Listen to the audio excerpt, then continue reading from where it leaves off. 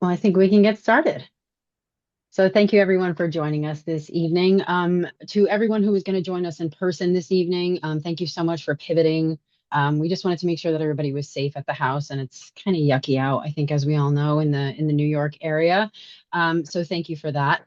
I want to thank Nick, of course, and the Kingsbridge Historical Society, also the Bronx County Historical Society for partnering with us, Van Cortlandt House in Kingsbridge on this event for the Bronx Celebrates 250. We're also going to be partnering with Bronx County and Kingsbridge for a performance of Cato, a Tragedy at Edge Hill, as a matter of fact, on Sunday, March 22nd. So that is also free. We'd love for you to come out for that as part of all of our kind of collective Bronx 250th initiatives. Um, and we also have a couple of events coming up at Van Cortlandt House that, if you don't mind, I'd like to take a moment to share. Actually, this Saturday, we have a playwriting workshop where we still have some spaces available with the fabulous Red Monkey Theater Group and Amy Fry, who's the writer in residence. She's doing a workshop of dramatic adaptations for the stage. So do join us for that if you can. We're also doing a women's history tour on Saturday, March the 7th, which will be led by me. That's also free. And we're also working again with Red Monkey Theater Group for 3 performances of Sherlock Holmes, The Adventure of the Beryl Coronet in April. So please do look out for that and join us. So I just want to go over a few logistics before we get started. I think people will be really interested in this and probably have a lot of questions. So I ask that you put your questions in the Q&A section, which is located in the toolbar at the bottom of the screen. And then at the end of the talk, I'm going to go ahead and moderate those Q&A with Nick. We're going to try to get to as many questions as we can. If there are any that happen to go unanswered, we will do our best to respond. If you put your email in the chat as well, is another way for us to contact you if you have a question about his research or anything like that. So without further ado, I bring to you Nick Dembowski, the site historian of Van Cortlandt House and the director of Kingsbridge Historical Society with the Fight for Freedom, Black Experiences of the AMREV in the Bronx. Thank you, Nick. Thanks, Margaret. I'm pretty much going to launch right into this. So, how did Black soldiers and civilians experience the American Revolution in the Bronx? In order to really answer that question fully, I need to give you a whole lot of context. The story of the American Revolution could obviously fill volumes of books, as could the story of the African descended community in New York. So, I'm not going to be able to do that in an hour or less. So tonight I'm going to spend some time talking mostly about specific places and individuals that I encountered in the course of my research about the American Revolution in the Bronx. In doing so, I'll try to connect those individuals to the big picture of the historical moment. Now, these stories are ones that surprised me and changed my assumptions about what their lives and circumstances were. I thought I should share them since I hadn't seen this specific topic discussed before in our local context, and in a lot of ways, many of these names have been lost to history. The stories pertain to ordinary people or maybe obscure people. They were not generals, and they are mostly unknown people today. This, of course, relates to the fact that most people of African descent in our area were enslaved at that time, and there are few surviving records about them. There does not seem to be a story that typifies the experience of Black people in the Bronx during the Revolution. They had diverse backgrounds and were here during the war in varied circumstances, as civilians, as soldiers, passing through, running away, or trapped by enslavement. But their stories highlight the central paradox of the Revolution. It may have been a conflict over the right of British Parliament to legislate in its colonies, but what motivated people to resist and sacrifice were universal values of liberty, freedom, and independence. The power of those words is that they are universal principles. But in our revolution, these universal principles were not applied universally, meaning that politically, they were not extended to people of African ancestry. But even if the political revolution happening in the colonies did not liberate Black people, the upheaval and chaos of the revolution offered opportunities for some to liberate themselves and find their own freedom. So let's start with the geographic area that we're talking about. You see here a modern map of the Bronx. I think it's important to know that this area was not called the Bronx in those days. The Bronx would have been the name of the Bronx River, and that's about it. This land politically was part of Westchester County. It had a few towns and was part of two large manors, the Manor of Pelham on the east side and the Phillipsburg Manor on the west on the Hudson River. Some of the big towns were Eastchester, Yonkers, and the town of Westchester. And there were some settlement areas in West Farms and Morrisinia that had not been incorporated into towns. And this is mostly a rural farming area, with two of America's oldest roads passing through it, the Albany Post Road and the Boston Post Road. They converged in the northwest Bronx. At Kingsbridge, there were the only two bridges to Manhattan, the Kings Bridge and the Free Bridge. There were taverns along the roads in some of those settlement areas, a couple of churches, and mills in various places. The black population of the Bronx was mostly entirely enslaved. Questions about the right of Parliament to tax imports would have probably seemed not all that important to or relevant to the life of a black person who was enslaved because they were denied what we considered to be very basic human rights. For that reason, well before there was an American Revolution, enslaved black people in what is now the Bronx were engaged in the struggle for their own freedom. One way that enslaved people might liberate themselves was by running away from their enslavers. When this happened, the enslaver could put an advertisement in the newspaper offering a reward for the enslaved person's capture or return. So we're going to look at some of these runaway ads, as they're called, including one describing an enslaved man named Jack, who ran away from his captor, John Peter Tattard, in Kingsbridge Heights in 1774. This map shows the place where Jack was living and what we now call Kingsbridge Heights. It was overlooking the Harlem River and the Kings Bridge to Manhattan. He was at this site, the home of John Peter Tattard, who was a minister. He ran a boarding school and a farm here. This is a site that would have had an incredible view of the river valley below, but today it's more of a typical Bronx street. Jack ran away from this place in April of 1774. This was not long after the Boston Tea Party, so the revolution was really just underway. In fact, Paul Revere rode past this property in December of 1773 to inform the people of New York about the Tea Party.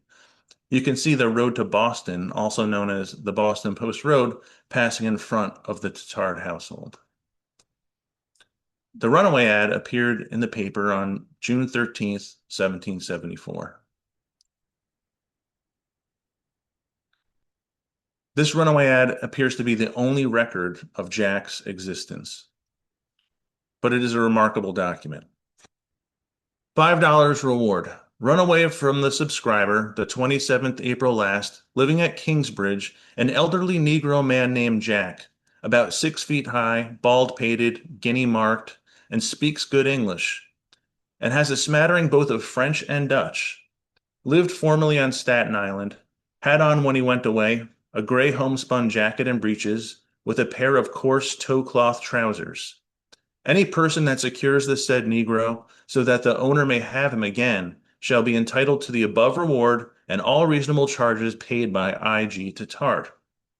Note well, as the fellow has formerly been a sailor, he may probably take to sea.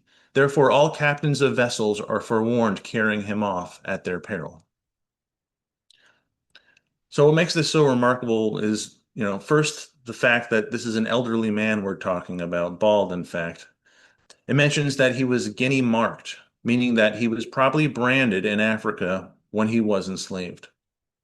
He spoke at least 3 languages, and I would imagine at least one African language as well. He had formerly been a sailor and had lived on Staten Island. You can almost imagine Jack dressed in the rough homespun or homemade clothes that are described here, looking out from the Tattard farm. Below was the Harlem River leading out to the ocean. As a former sailor, born on another continent, the world he knew was a lot bigger than his farm in Kingsbridge. And even as an older man, he would resist being someone's slave. I can't help but think of this man's life as an odyssey. I would say that his story was not typical, but there does not seem to be a typical story. A year after Jack ran away, the first battles of the Revolutionary War happened outside Boston. The Continental Congress sent instructions to New York. Number one, take measures to defend Kingsbridge from British attack. Remember, Kingsbridge had the only bridges to Manhattan, so they were important. And number two, organize the male population into militia regiments for the defense of the colony. And in keeping with those instructions from Congress, the various counties in New York State began organizing militia regiments. South Yonkers, which included the modern Northwest Bronx, formed a company of militia, and these are the names of the men who turned out and signed up. I was intrigued by this list and wanted to find out what I could about the men. It was something I was researching off and on for years, but I couldn't find anything about one of the men on the list, named Robert Brown. I couldn't find a will for anyone named Robert Brown that lived in our area. I couldn't find a land deed for anyone in our area named Robert Brown, and I couldn't find him in the census. So where did he come from? You'll see on this map from 1781 the name Cortlandt, and to the left of it, the name Emmons. Cortlandt indicates the Van Cortlandt House in today's Van Cortlandt Park. Someone named Abraham Emmons was Van Cortlandt's neighbor. This Emmons house would have been somewhere in the vicinity of the Burger King on Broadway across from Van Cortlandt Park today. Now, in the 1738 will of Abraham Emmons, I came across this bit of curious text. I give to my wife Abigail all my house, barn, home lot of land, and appurtenances thereto belonging, situate in Yonkers aforesaid, and 20 acres of land to the westward of the home lot, being part of that lot of land on the neck that Leonard Brown lives on. So there's a reference to someone named Leonard Brown, living just to the west of the Emmons house. Could this have a connection to Robert Brown of the local Kingsbridge or South Yonkers militia? I did find another Revolutionary War map that seemed to show that there was a house to the west of the Emmons house, just like the will said. Maybe this is the Leonard Brown house. I tracked down the will of Leonard Brown, and it really was something. It starts like any other will. In the name of God, amen. I, Leonard Brown of the Yonkers in the county of Westchester, farmer, being very weak in body, but of perfect mind and memory, knowing that it is allotted for all men once to die, and after the judgment to do think it proper and requisite to make this my last will and testament. And first I do give and bequeath my body to the dust, and soul to the hands of God that gave it to me. And it goes on. It is my real will, and I do order that my two mulatto children, Robert and Mary, shall be free. And I do by these my last will and testament make my two children absolutely free forever. And my son Robert I do leave in the care of Charles Warner to be brought up to the age of 15 years old, and then to be put to any trade which he shall like the best. And it is my will, and I do give 20 pounds to son Robert to be left in the care of my friend Charles Warner, to satisfy him for bringing the boy up. Later in the will, I do entirely and absolutely give my two mulatto children, my son Robert and my Mary, their freedom forever. He's very insistent in this will. And Robert and Mary grew up in the homes of neighbors. And in 1775, when those neighbors joined the militia in defense of their community, Robert Brown signed and joined as well. It is worth noting that Robert Brown was able to sign his own name, unlike some of his neighbors. And we're looking here at another one of Bronx artist Gary Zaboli's pieces, an imagined portrait of Robert Brown. I wonder what could have motivated someone like Robert Brown to join the Patriot militia. It could have been something as simple as the desire to defend his community from attack. It could have been related to political pressure, which was mounting locally to support the Patriot cause after this fighting commenced. And here's another Gary Zaboli scene in which he imagined the South Yonkers Militia Company mustered in the center of Kingsbridge with Kingsbridge Heights in the background. But something else that could have motivated Robert Brown to join the militia was perhaps optimism that the revolutionary cause could provide benefits and rights to people of color. The revolution was still in its infancy in 1775, and nobody knew how far it would go. The Declaration of Independence hadn't been written yet.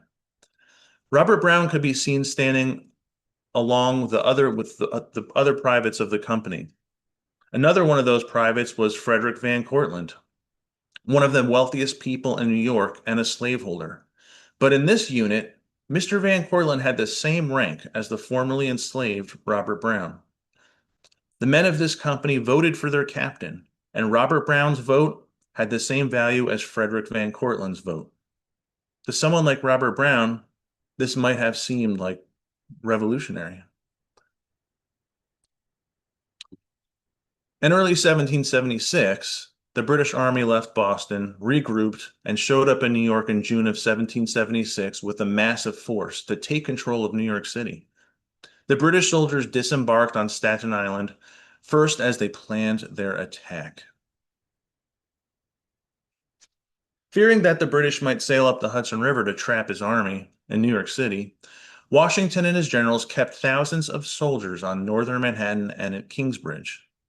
In the summer and fall of 1776, these men were building fortifications in the area under the command of General William Heath. Fort Washington stood in modern Washington Heights, and Fort Independence was in modern Kingsbridge Heights. And there were many smaller fortifications dotting the hills and flanking the roads throughout the area. The battle for New York did not go well for Patriot forces under George Washington. First, they lost the Battle of Long Island. Then they were driven out of New York City on Lower Manhattan.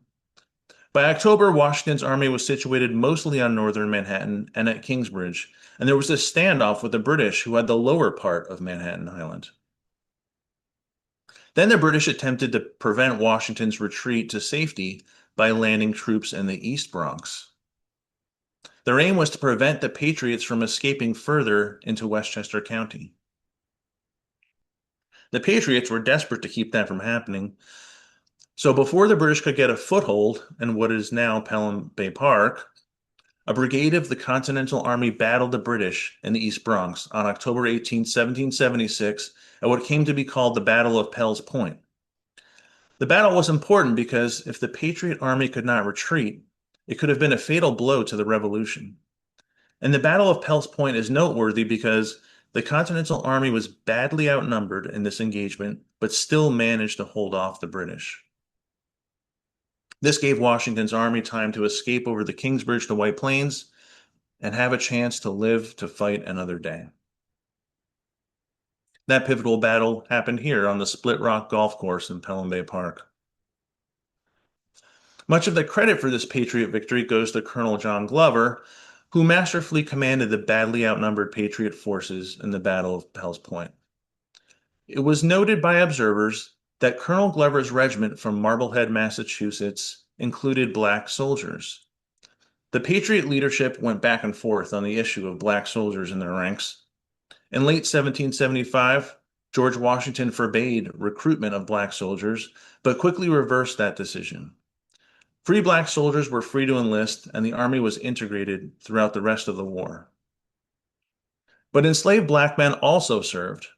Enslavers that supported the Patriot cause sent enslaved people to serve in their stead in the army and in the militias.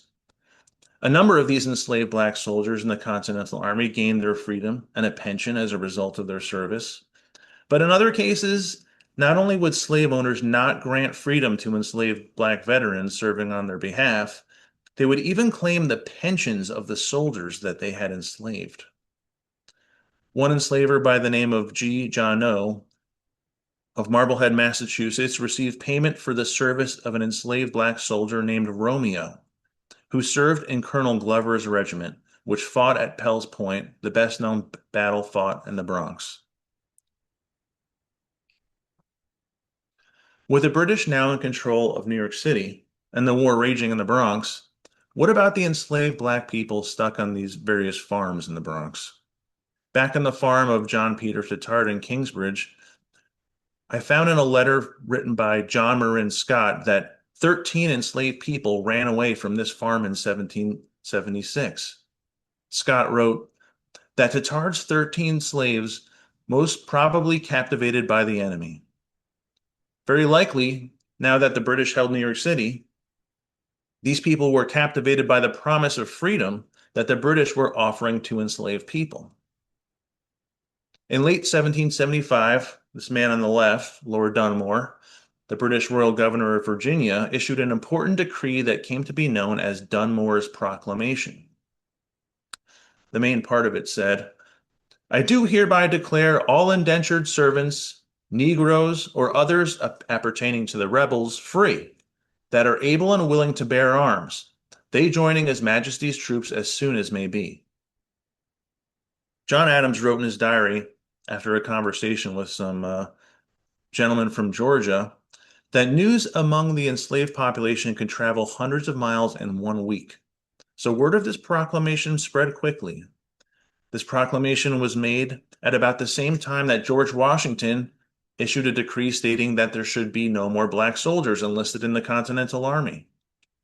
So before long, hundreds of black people around Virginia fled enslavement to join Lord Dunmore, including an enslaved black man named Harry Washington, who fled George Washington's Mount Vernon alongside a white servant who had been indentured to Washington.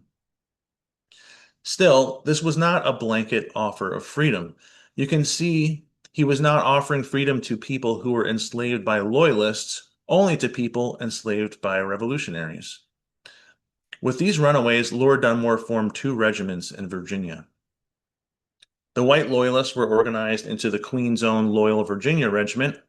The black refugees formed what Dunmore called the Ethiopian Regiment. These regiments fought for the British in Virginia in 1775 and 1776, taking heavy losses. In August of 1776, Dunmore fled Virginia to New York along with the remnants of these regiments and landed on Staten Island with the British troops that had already landed there in preparation for the battle to take New York. It's hard to imagine how electrifying the news must have been to hear that the British were guaranteeing freedom to enslaved people, especially after British victories around New York City. Many more locally enslaved black people would flee to British-held New York. Historians estimate that about 20,000 enslaved black people fled to British lines overall during the war.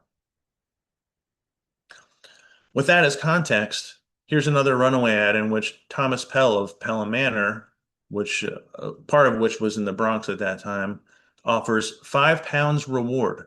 Run away from the subscriber on Tuesday, the 15th of April last, a Negro man of yellow complexion, part Indian, well set, walks with his knees wide apart, flat nose, about 5 feet 8 or 10 inches high, 45 years of age or thereabouts, goes by the name of Abraham.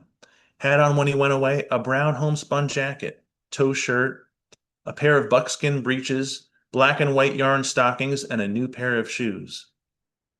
The said Negro took with him a small mulatto wench by the name of Moll, which he claims as his wife, and 2 Negro children, one a boy 3 years old, the other a girl 5 months old. The above Negroes were seen on Long Island not long since. Whoever apprehends the said runaways and brings them to Thomas Bartow in New York, or to the subscriber, or secures them so that the owner may get them again, shall receive the above reward, or £3 for the Negro, and £2 for the wench and children. And all reasonable charges paid by Thomas Pell, Manor of Pelham, 1777.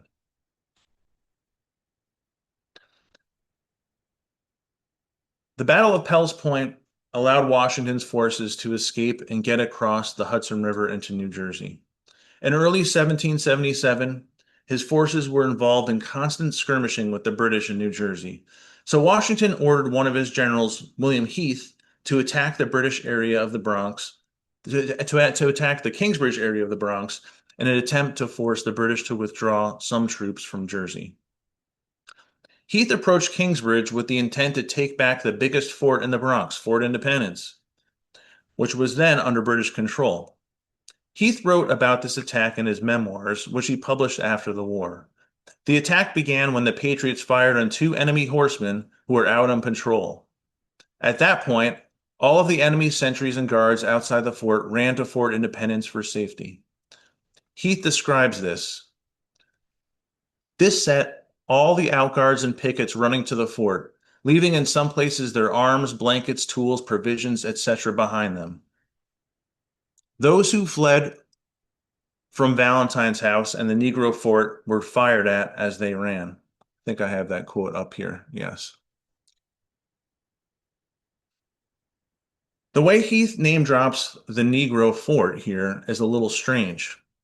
General Heath had actually been in command at Kingsbridge in late 1776 when the Patriots were building the forts in this area, but he didn't mention the Negro Fort before. Now, after the Patriots fled the area, Heath returns just a few months later and refers to a Negro fort without explaining what it was or how it got its name. It might have confused many readers of his memoirs. Only recently was this map from the winter of 1776-1777 digitized and put online. Before that, local historians had never seen the Negro fort depicted on a period map.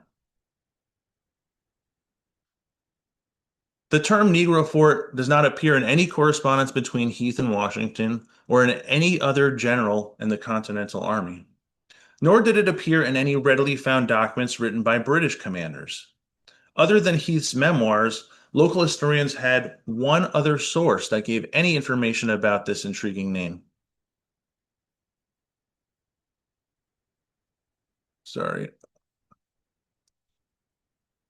That source is a collection of written statements that were recorded in the years 1844 to 1851, known as the MacDonald Papers. Some of these recorded statements were made by elderly folks who remembered events of the Revolution in Westchester and the Bronx that occurred 70 years earlier. Some of the recorded statements were passed down stories that came from the children of local people that witnessed the Revolution. And as far as historical evidence goes, passed down stories recorded 70 years after the fact is not considered something to rely on. But in the 1840s, local residents had this to say. An elderly Bronxite named Andrew Corsa said this: Negro Fort or Cook's Fort stood about 200 yards south of Isaac Valentine's stone house on the Old Post Road on the left as you go to Kingsbridge and on a round hill near the road. Another old Bronxite, Dennis Valentine, recalled, Negro Fort about a mile and a half from Dennis Valentine's, so called from a detachment of the Negroes in the British pay being quartered there, commanded by Captain Cook.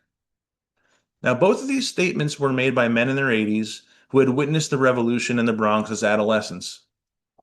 Both say that the fort had an association with someone named Cook.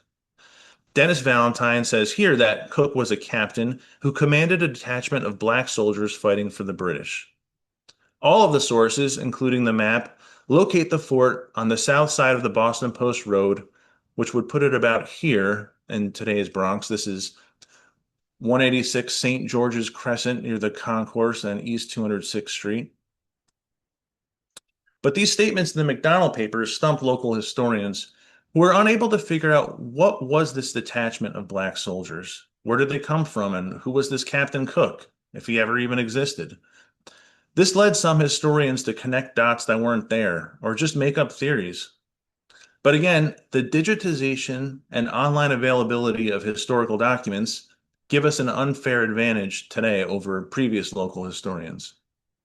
Not long ago, the valuable resource Founders Online published the account of a deserter who fled British posts at Kingsbridge in late February of 1777 to the Patriot lines in northern Westchester.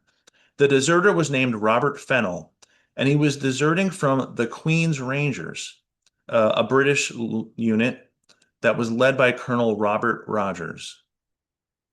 Fennell provided the Patriots with a thorough report of the situation of British forces at Kingsbridge. This statement stood out to me and turned out to be the missing piece of the puzzle.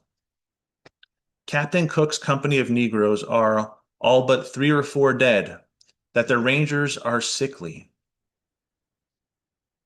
With this information, it became possible to say that this detachment of black soldiers was in fact a company in Colonel Robert Rogers' Queen's Rangers, who was actually well known for having black and indigenous soldiers in his ranks in his various campaigns. From there, it was easy to confirm the identity of the captain, a man named Robert Cook.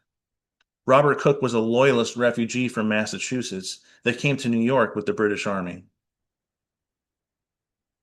And here's another Gary Zaboli illustration showing the black soldiers of the Queen's Rangers on a morning patrol from the Negro Fort. But where did these black soldiers come from? Were they black loyalists of New York? I doubt most of them were. After the war, Captain Robert Cook petitioned the British government for compensation for his military service and his suffering as a loyal subject of Great Britain. In detailing his military service, he wrote, "When at Staten Island, I obtained a warrant of Lieutenant Colonel Rogers, Commandant of the Queen's American Rangers, dated 14th of August, 1776, to raise a company which your petitioner did effect." In other words, he recruited men for his black company while on Staten Island in August of 1776. Now, that just happens to be the same time that Lord Dunmore showed up in Staten Island with the remnants of his Virginia regiments. And several of the men in Dunmore's White Loyalist Regiment became the officers and soldiers in Colonel Rogers' Queen's Rangers. So I think it's most likely that the Black Virginians in Dunmore's Ethiopian Regiment ended up in Robert Cook's company and are the Black Virginians. This is the namesake of the Negro Fort, these Black Virginians. Others in the Ethiopian Regiment were recruited into units of pioneers, which is what the British called military laborers, doing work like building fortifications and repairing roads. It is very possible that Black pioneers helped construct some of the British fortifications that were built in the Bronx later in the war. It's worth reflecting on the fact that a company of soldiers could typically be from 40 to 60 men.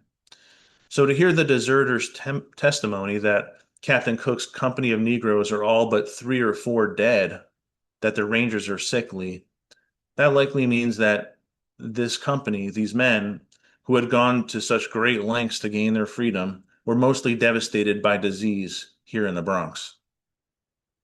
Some say, and I would agree, that some sort of historical marker at the site of the Negro Fort would be appropriate so that more Bronxites are aware of the site's history. General Heath's attack on Fort Independence failed, and for much of the rest of the war, the Bronx was mostly in the British sphere of control.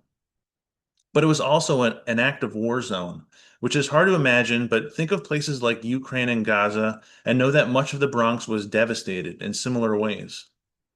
In addition to the pitched battles and skirmishes, there were events that could be categorized as atrocities, massacres, and the South Bronx was home to a large refugee camp of loyalists.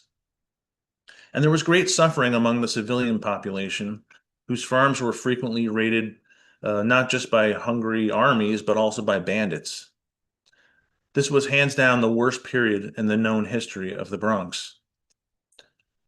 In 1779, just a couple of miles north on Broadway from the Van Cortlandt House Museum in what is now downtown Yonkers, the British commander-in-chief issued a proclamation doubling down on Lord Dunmore's 1775 proclamation. British Commander Sir Henry Clinton's proclamation, an important part of our local history, came to be known as the Phillipsburg Proclamation, issued from his headquarters at Phillips Manor Hall in Yonkers, which is now an amazing museum which everyone really should visit. And the proclamation reads, "I do most strictly forbid any person to sell or claim right over any Negro, the property of a rebel, who may take refuge with any part of this army. And I do promise to every Negro who shall desert the rebel standard full security to follow within these lines, any occupation which he shall think proper." So from the British perspective, this policy would deprive the Patriots of manpower for labor, but also for their army. And by limiting the offer of freedom to enslaved people held by patriots, the British were hoping to stay on the good side of the white loyalists, enslavers, that is, since freedom would not be granted to enslaved people held by them. Due to the fact that the New York Gazette was largely a loyalist newspaper, and British policy was to grant freedom to those fleeing enslavement, you don't end up seeing the flurry of runaway ads in the New York newspapers that you otherwise might expect at that time. But again, there was a constant stream of black refugees to the city. In our region, those seeking refuge with the British might come to the British lines at Kingsbridge, where they could cross the bridge to Manhattan without the aid of a boat. I came across a fascinating example of this at the University of Michigan's William L. Clements Library. On the bottom half of a handwritten British intelligence report, I saw this. July 11th, 1781. John Cater, a Negro, came in by Kingsbridge this day and says he was last in a small privateer belonging to Captain Goodrich. In February, he was taken by a French 64-gun man-of-war and carried to Rhode Island, at which place he was sold. He marched from Providence with the French army and was servant to a French officer who was aide-de-camp to General Scammell. The French are encamped 10 or 11 miles from Kingsbridge and are 4,000 strong. He knows nothing of Washington's army, only that they are encamped in the same field with the French and left towards the North River. He deserted from them last Monday and says the French and rebels had 150 men killed and wounded the other day at Kingsbridge. So just like Jack earlier, who had run away, John Cater was a sailor, who here says he served on a British privateer, which is sort of like a pirate boat that would only attack the enemy ships. And also like Jack, his life has this sort of epic nature to it that took him to different parts of the world. His last name, Cater, suggests an Islamic, perhaps West African background, with Qadr meaning destiny in Arabic, which is a poetic name for someone determined to shape his own fate. Part of me wonders if it was the life experiences of men like this that led them to take risks like running away. To be sure, for every story like this, there are many others who did not or could not run away. But what John Cater is doing here is giving intelligence to the British. Perhaps as a servant to General Scammell's staff, he was able to overhear the officers talking, allowing him to hear and later relay the information mentioned here. Perhaps it was bigotry or just casual disregard, but officers were often very nonchalant about the potential of enslaved people to act as informants to the enemy. In September of 1776, Chaplain Andrew Hunter of New Jersey was in Kingsbridge when the Patriot Army was busily trying to fortify the area. He witnessed an elderly black man apply for a pass from General Putnam in order to get to New York City. General Putnam wrote the pass which said, "Permit this old son of a bitch, who is not worth a copper, to pass our sentries to the British Army or Navy, etc." General Putnam's attitude aside, this would seem to be a very stupid thing for a general to do. I'm sure the British would have been happy to hear what the old man had observed as he passed through the Patriot camp. This could have been valuable intelligence to the British. Other times, officers were more cautious. In February of 1780, a small group of Patriot soldiers launched a commando raid to capture a Loyalist officer, Captain Benjamin Ogden, who was sleeping quartered in a house that stood here near modern Bailey Avenue and West Kingsbridge Road. Rather than simply capturing the officer, the Patriots also abducted his enslaved servant, so to keep him from informing the British about the raid.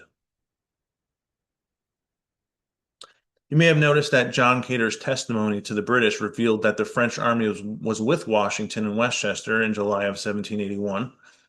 The French officers made some fascinating observations about the Continental Army, which came down to the Bronx on multiple occasions in that time to attack the British and make observations of their positions. Lieutenant Claremont Crevecoeur wrote, "On July 8th, General Washington reviewed the two armies. I went to the American camp, which contained approximately 4,000 men. In beholding this army, I was struck, not by its smart appearance, but by its destitution. The men were without uniforms and covered with rags. Most of them were barefoot. They were of all sizes, down to children who could not have been over 14. There were many Negroes, mulattoes, etc. Only their artillerymen were wearing uniforms. These are the elite of the country and are actually very good troops, well schooled in their profession. By this time, the white farmers who had fought for the Patriot cause in the beginning of the war could no longer afford to be away from their farms and families with no one to tend their crops. It would seem that by this time, more black soldiers and very young men were filling the ranks. Later in 1781, the British would suffer a defeat that was the death knell for their dreams of putting down the revolution. The combined Continental and French armies defeated British General Cornwallis's British troops at Yorktown, Virginia. A peace treaty was signed in Paris on September 3rd, 1783, and the British agreed to withdraw from their base on Manhattan. George Washington and others actively sought the return of enslaved people that had run from their estates to join the British. To credit the British, they kept their word to the black refugees and brought them with the white loyalists to Canada, mainly to Nova Scotia. The new British commander-in-chief responded to Washington on May 12, 1783, after Washington was trying to get people like Harry Washington returned to him. The Negroes in question, I have already said, I found free when I arrived at New York. I had therefore no right, as I thought, to prevent their going to any part of the world they thought proper. So in other words, he's saying, I just got here and there are these free black people, and who am I to re-enslave them so that you can have your so-called property back? What Carleton agreed to do, however, was to keep a record of the black people leaving with the British in multiple volumes known as the Books of Negroes. But not all of those black people were free. Remember, the British did not grant freedom to enslaved people that were held by loyalists. One Bronx loyalist who left with the British for Nova Scotia was a man named Gilbert Tippet. The Tippet name was long associated with the Bronx neighborhood called Spuyten Duyvil on the Hudson River just north of Inwood on Manhattan. You can see this British map shows Spuyten Duyvil in addition to Tippet's Neck as labels to label the hill overlooking the Hudson River and the Spuyten Duyvil Creek. I believe Gilbert Tippet lived here on this peninsula jutting off of Spuyten Duyvil. That land doesn't even exist anymore. It was blasted away in 1938 to straighten the Harlem River Ship Canal, which separates Manhattan from the Bronx. The Book of Negroes contained two lines indicating that on the ship Joseph, bound for Annapolis on Nova Scotia, Gilbert Tippet was accompanied by a 10-year-old boy named Joe and an 11-year-old girl named Nancy. Nancy is described as incurably lame. Both children are described as property of Gilbert Tippet. Of all the people that I've talked about, Joe and Nancy are two whose perspectives are the most difficult to imagine. They both spent most of their childhood growing up in an active war zone. Nancy is disabled. They depart the land they knew without a parent, only their enslaver. Gilbert Tippet, for his part, would return to New York later to live in the area around Albany in the early 1800s without Nancy and Joe. But how did Nancy and Joe fare in Nova Scotia? I've contacted several different researchers in Canada trying to get an answer to that question, but to no avail. But their experience certainly exposes the British policies towards enslaved people as motivated by political advantage and military advantage, but not morality. Other black refugees fared okay in Canada, but for many it was a struggle. The history of black loyalists in Canada is a whole other story. I want to end the talk by returning to the story of Patriot militiaman Robert Brown and talking about after the war. As I mentioned, I couldn't find anything on his military service after 1775, but one thing that did turn up was a household listed on the 1790 census for Yonkers with someone named Free Robert listed as the head of family. This is on the last page of the census. In this household, there are no inhabitants in the column for free white males, 16 years and upward. And there are nobody listed there for free white males under 16 years either. And there are no free white females living at the house, and nor are there any slaves. There are, however, four people that live in this household, at Free Robert's household, in the category of all other free persons. So it appears Robert Brown continued to live in our area after the war, probably with his family. This is the last page of the census. It's good to note for context that it gives the final count for Yonkers. So out of 1,117 people, 1% of the population was free people of color and 10% was enslaved. These totals give you a good sense of how much work was left to be done in 1790 in terms of making freedom, liberty, and independence, the values espoused by the revolution, into universal values for all Americans. Looking at how these stories of looking at these stories of different individuals, you get the sense of how difficult it is to generalize about the experiences of Black soldiers and civilians who were in the Bronx during the war. For many, their situations were truly beyond their control, which we should not lose sight of, even if others were able to make choices that led to liberation for themselves or for their families. Thank you. Thank you so much, Nick. That was wonderful. Really appreciate it. Um, I'd like to start out with a question, actually, before we get to the Q&A, but I'd love folks to please start asking questions in the Q&A. But I am wondering what challenges you ran into when you were researching this, and what were the sort of serendipitous moments that you had, like the aha moments when you were getting into this? I think it would be most accurate to say that um, it was entirely serendipitous moments. I did not really discover any of this stuff by setting out to research the stories of Black soldiers and civilians in the Bronx during the American Revolution. I just was really researching the American Revolution and local inhabitants generally. And in doing so, I just turned up a preponderance of stories like this and individuals like this, just really by happenstance. This is not the kind of thing that you can like Google or go to a database to look up. You really have to leaf through a lot of paper, and every once in a while you find something. Right, Does well, that make sense? absolutely, yes. We have a comment here, no marker at the site of the Negro Fort. Do you know if there are any groups agitating for that? I do love that question. Mhm. I suppose we could be a group agitating for it. Exactly. I do know that in New York City, it's actually rather difficult to put up a sign anywhere.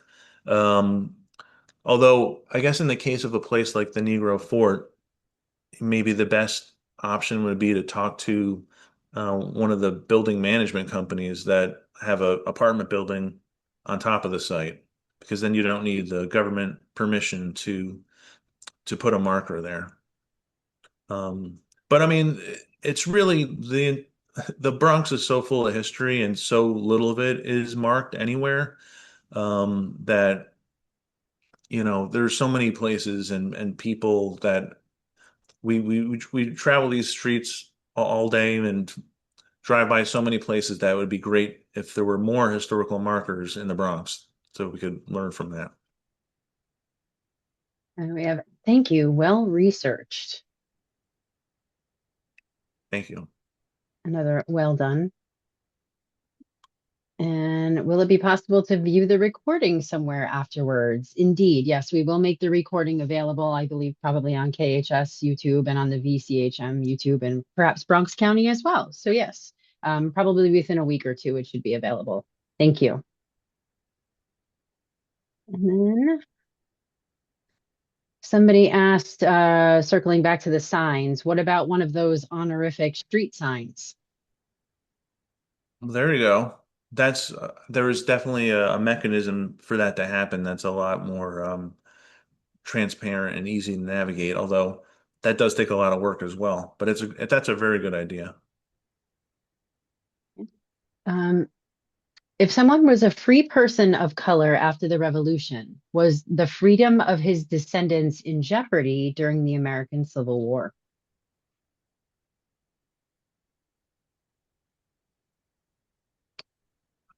You know, and are we talking about a place like New York? I know that I don't believe in a place like New York that their freedom would have been in jeopardy. Um, but I'm also not the biggest expert on the Civil War, so I would I really have to sort of research that one. And we're happy to get back to you if you're interested. You can just shoot us your email in the chat as well. Thank you for the talk. With your research, did you find any modern day descendants locally that were related to any of the enslaved people mentioned in your talk? It's very difficult. Um, what you notice in a lot of the runaway ads is that the runaway ad will mention two names, the name that the enslaver calls the enslaved person, and then another name that the enslaved person gave him or herself. And I think it was very common for enslaved people to adopt new names. And certainly, if we're talking about someone that we discovered in a runaway ad, probably one of the first things someone who ran away would do is change their name so as to not be caught. And you'll also notice a lot of these names are there's only a first name, there's no last name.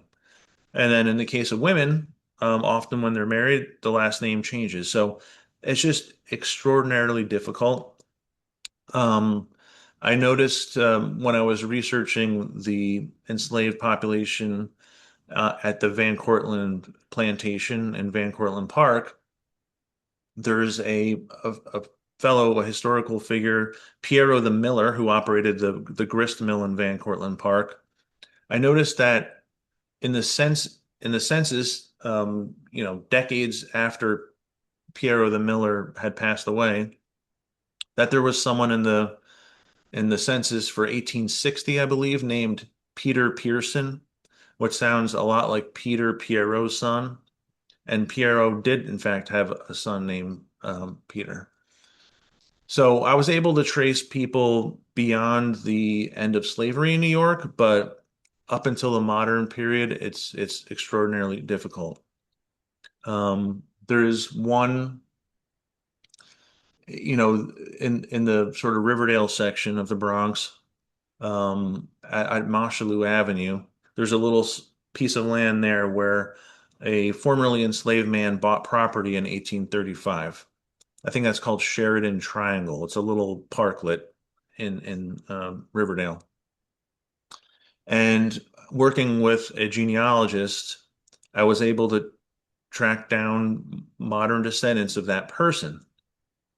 And I wrote to the person and never heard back. And I think, some people, I wasn't going to pester that person to follow up. Um, but some people may not want to know about this history. It might be painful. So other people may have other things going on in their lives. So it's, I'm always on the look. I'm always on the lookout for that sort of thing, though. That would be amazing. Do you know how many Black soldiers actually fought in the American Revolution? Yes, I assume. Yes, that really should have been in there. But Hmm. they say on the Patriot side that it was upwards of 5,000 total. And I think the numbers were fluctuating at different times. So I think, like I mentioned in the early beginnings of the war, I think a lot of the landed white farmers could get away from their properties to, be part of the Minutemen outside of Boston, let's say. But, the war was 8 years long and men were out on campaign. And given sort of like the gender roles of the time, to leave a woman at home running the household and a farm, it was just too much. And so the farms would, the crops would not be planted, they would not be harvested, they would not go to market. And it's not like you heard the French officers' observations. It's not like these soldiers were getting paid or provisioned very well at all either. So I think later on, as the war progressed and it got, more of a long slog, you ended up with more black soldiers and more young people involved. Were Gary's illustrations made for this presentation or for some other purpose? So Gary Zaboli, the Kingsbridge Historical Society has been commissioning works from Gary Zaboli for a number of years now. Um, it was one thing I definitely wanted to do was commission some artwork that depicted um, sort of the diversity of the contributors to the revolution in the Bronx, considering we really didn't have any images like that available. But we commissioned some for an exhibit we had at the Kingsbridge Historical Society about the revolution, and he's working on some pretty amazing stuff for us right now that I can't wait to show to show everybody. We look forward to that because I do love those illustrations as well. What is a toe shirt? Oh, okay. So a lot of the runaway ads are give detailed descriptions of the types of clothing that the enslaved person was wearing when they ran away. So tow is a sort of byproduct of linen production. So linen is made from the flax plant, which was grown widely in the American colonies and in New York.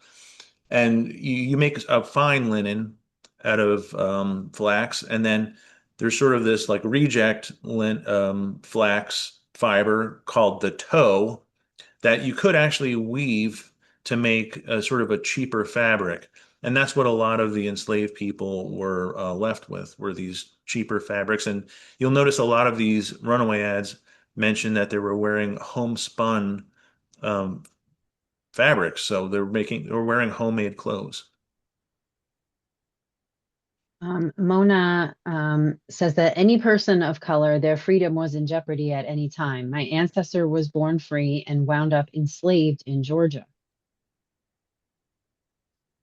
Yeah, So I think, I think a lot some of these folks I'm talking about or showed in examples of really speak to that. I mean, you take John Cater, who was a sailor. He was captured by a French naval ship and then just sold. I mean, it's not like he was enslaved before. He was just captured and sold. So yeah, I mean, that and that definitely actually happened. makes me think of the experience of Solomon Northup from the memoir 12 Years a Slave. So he was a free person who was recaptured as well. So I think this did probably continue on well into the 19th Hmm. century. Hmm. Okay. And there were enslavers did get into New York City to try to recapture enslaved folks that had run away to the British lines. That's another thing that did happen during the Revolution. Indeed. And I learned that from a very good talk given by Sarah Wasberg Johnson of Phillips Manor Hall recently. So, Yeah. Yeah, I would um, recommend once that if that's up on YouTube, that's Sarah Wasberg Johnson of Phillips Manor Hall did a talk just a couple weeks ago about Black loyalists, not just in New York, but in general, that was extraordinarily well researched. yes, definitely recommend it. Samantha says, thank you for this talk, Nick. I'm wondering, were there any villages or settlements of free Black people and possibly others integrated, similar to Seneca Village or Weeksville in the Bronx? Well, what you do see, and I gotta admit, I'm very provincially minded here. Like I'm I'm really a sort of a West Bronx historian, if you could even, so my niche is pretty small, but even here, you see that in the censuses, that the free black households seem to be clustered together in certain places. So in those days, well, I guess it's sort of probably the same as true today, but a census taker would walk from house to house. So as you see the rows of the census filled out with names, you know who lived next to each other. And you see in that area around Mashalou Avenue that I was talking about and Broadway, where Stephen Simmons, a formerly enslaved man, bought property. That's also where, in the same area that Peter Pearson lived and other free black people lived. And I know that Keith Doherty, also of Phillips Manor Hall, um, found another free black settlement in the East Bronx. I can't exactly tell you the name of that neighborhood off the top of my head. Do you remember what that was, Margaret? I don't want to be quoted on it, but I think it was Schuylerville. Yes, it was Schuylerville. Yes, I believe Which I so. don't know if, That it would later yeah. become the Pelham Bay neighborhood. hmm Yeah. So I like this question. What about any intersection of cross Bronx and Revolutionary battles slash presence of combatants? But follow up, do you consider this war a British Civil War? Do I consider it a British Civil War? Well, it definitely was a civil war. I don't, you could call it British or American, I guess. Um, but yeah, and you really get that sense in the Bronx. I mentioned those McDonald papers, which were the memoirs written by local people, or recorded from local people in the 1840s, some older folks that remembered the revolution. And, they would actually describe, even the ones that were sort of on the Patriot side, would often describe the British officers um, almost romantically. Some of them were great guys and they were handsome and they were nice and they would come by and they would treat people well. But the people that they really hated, the local patriots really hated, were the local loyalists. So their American neighbors that favored the other side, those are the ones that were the worst enemies. And so you get this sense that there was just a extreme bitterness between these the patriots and the loyalists in our area, and that it was very much a civil war in that sense. They were raiding one another's houses. I mean, Mhm. former neighbors raiding one another's houses. I think especially that was especially in our area, I would say, right? Of the Van Cortlandt Park, Northwest Bronx. Yes, because you had the main loyalist encampment or refugee camp down in the South Bronx near Morrisania, with a rather infamous um, colonel, James Delancey, um, who would basically raid all the farms, steal people's cows and cattle, and either sell it to the British Army or sell it for profit. All right. Excellent research and presentation, Nick. Thank you from Joan. So unfortunate that we are ignorant of our real history over time. Well, it takes a, I mean, yeah, it takes a lot of digging to find this stuff. I mean, it's almost, I think we're sort of accustomed to being able to Google things and just expect that the answer's out there somewhere. But some of these documents exist only on a piece of paper in a library in a folder that you're kind of lucky to find. Yeah. White colonists embraced strong cultural or political labels of the time. They might consider themselves, quote, Englishmen or New Yorkers. Is there a similar sense of how Black colonists or enslaved people define themselves? This one might be out of my realm of expertise, I gotta be honest. Um,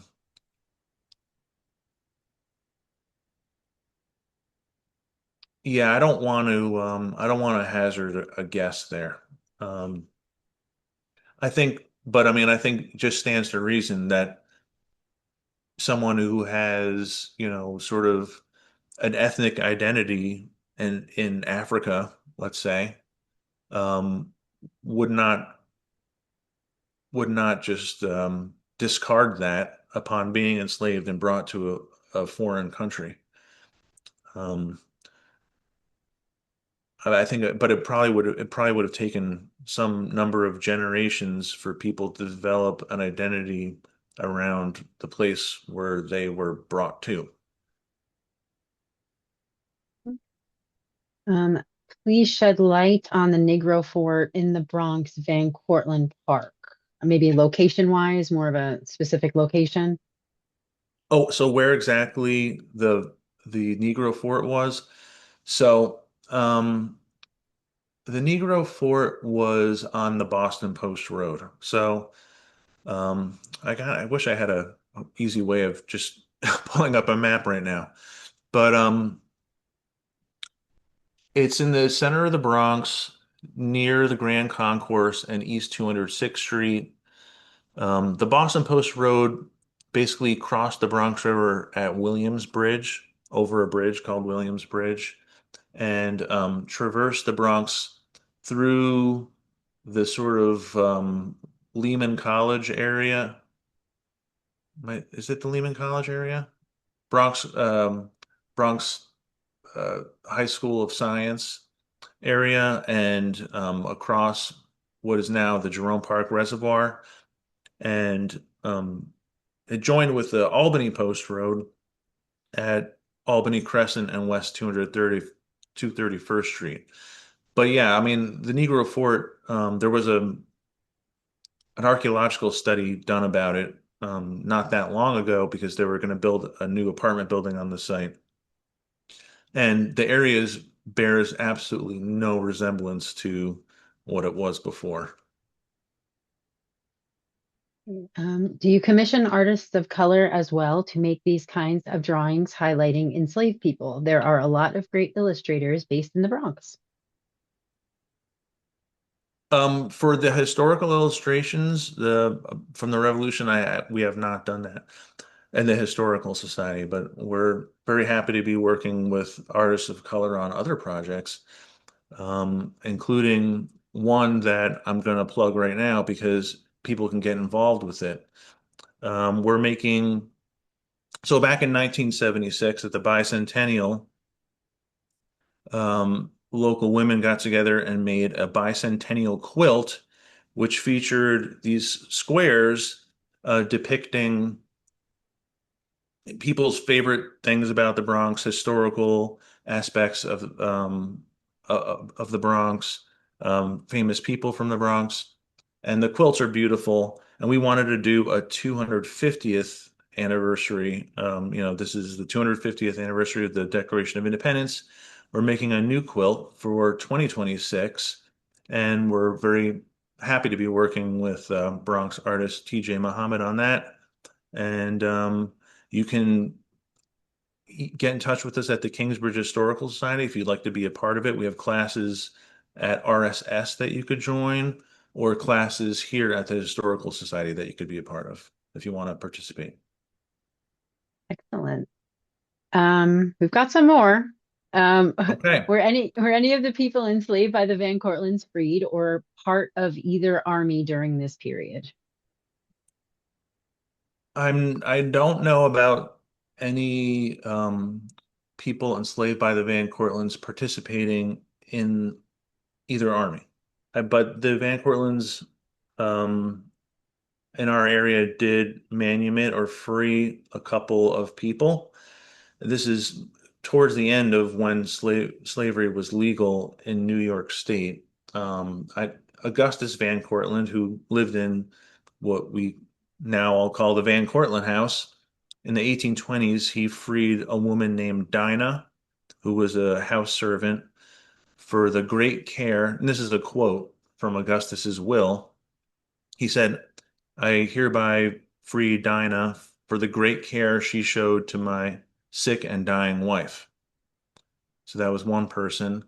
And then Augustus's brother, Frederick, who lived in another mansion house that doesn't exist anymore, but stood at 238th Street and Waldo Avenue, he manumitted or freed a man named Caesar, I believe, who was also a servant. And he left Caesar with an annuity. He set aside, I think, 200 Spanish dollars or something that would earn interest and pay for Caesar's well-being. And that might seem very nice to do in some ways, but they also did not free or manumit the vast majority of the enslaved people that they held on their properties. Yeah. Um, Many Americans do not know these aspects of American history, myself included. In your view, what does this phenomenon say about the American education system?